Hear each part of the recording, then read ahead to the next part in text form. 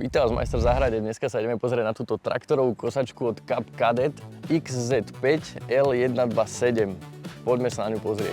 Kto vymýšľa tieto názvy? Jo, a ešte tu máme túto od Alko, ale tu si pozrieme v ďalšom videu.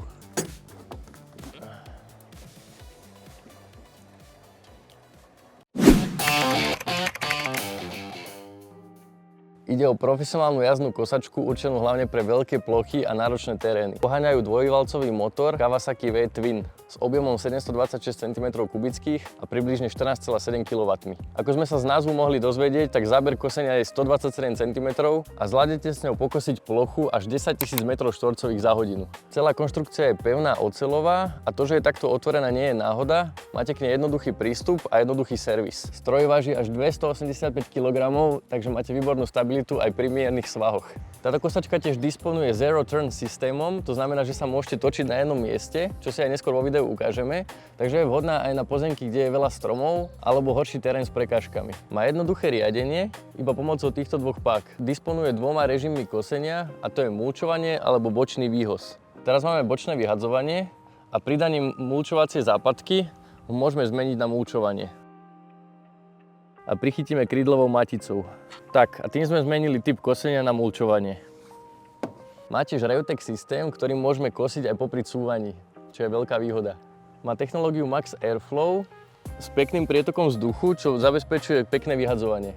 Má oceľový rám s ochranou motora a bez údržbové ložiská. Má tiež tieto LED svetlá, ktoré vám pomôžu pri kosení napríklad za šera. Obsahuje tiež ťažné zariadenie, ktoré je súčasťou výbavy.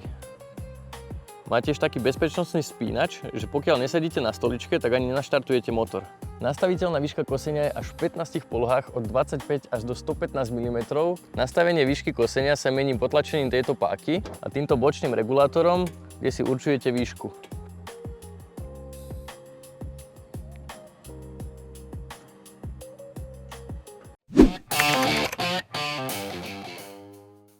Nože odporúčame brúsiť približne raz za sezónu alebo po 20 až 25 hodinách práce. Raz za sezónu tiež vymente olej, olejový filter a prečistíte vzduchový filter. Olejový filter, pod ktorým sa nachádza hadička na vypustenie oleja, ktorá má na konci ventil. Pod týmto zadným krytom sa nám tiež nachádza vzduchový filter, ktorý treba viackrát počas sezóny skontrolovať a podľa potreby ho vyčistiť.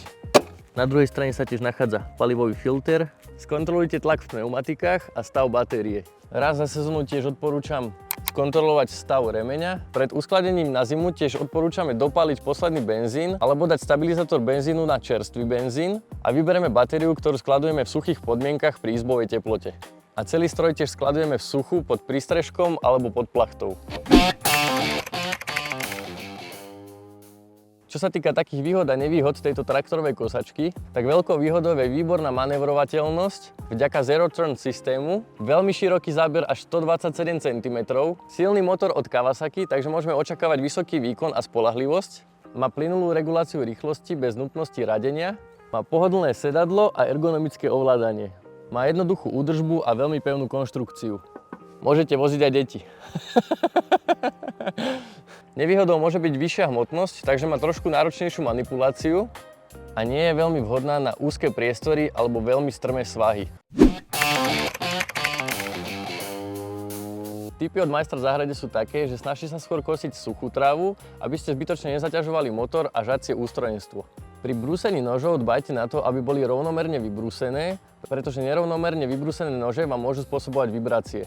A počas sezóny raz za mesiac premažte pohyblivé časti stroja. Na bočnej strane sa tiež doplňa benzín, odporúčame používať 98 a viac oktánový. Na oboch stranách sa tiež nachádzajú tieto drôtiky, ktorým potiahnutím vieme vyradiť hydrostatickú prevodovku. Treba to urobiť na oboch stranách. Odpojenie hydrostatickej prevodovky a odbrzdenie stroja nám umožní voľne s ním pohybovať.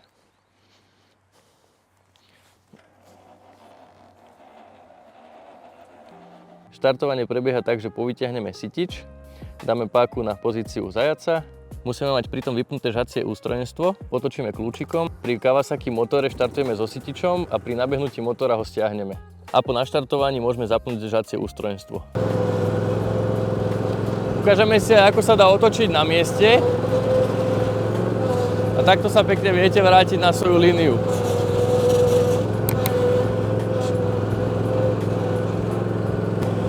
Aj, to je pohodička toto. Pustíme si tiež žacie ústrojenstvo a ideme na to.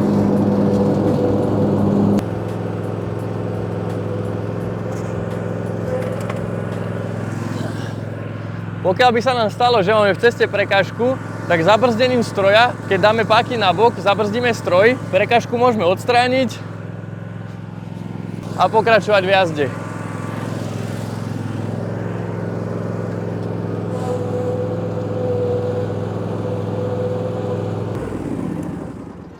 Ovládanie je naozaj jednoduché a intuitívne. Cup Cadet XZ5 je stroj pre tých, ktorí chcú spojiť výkon, rýchlosť a silu. Vhodný na naozaj veľké záhrady, firemné areály alebo parky, kde záleží na efektivite a čistom výsledku.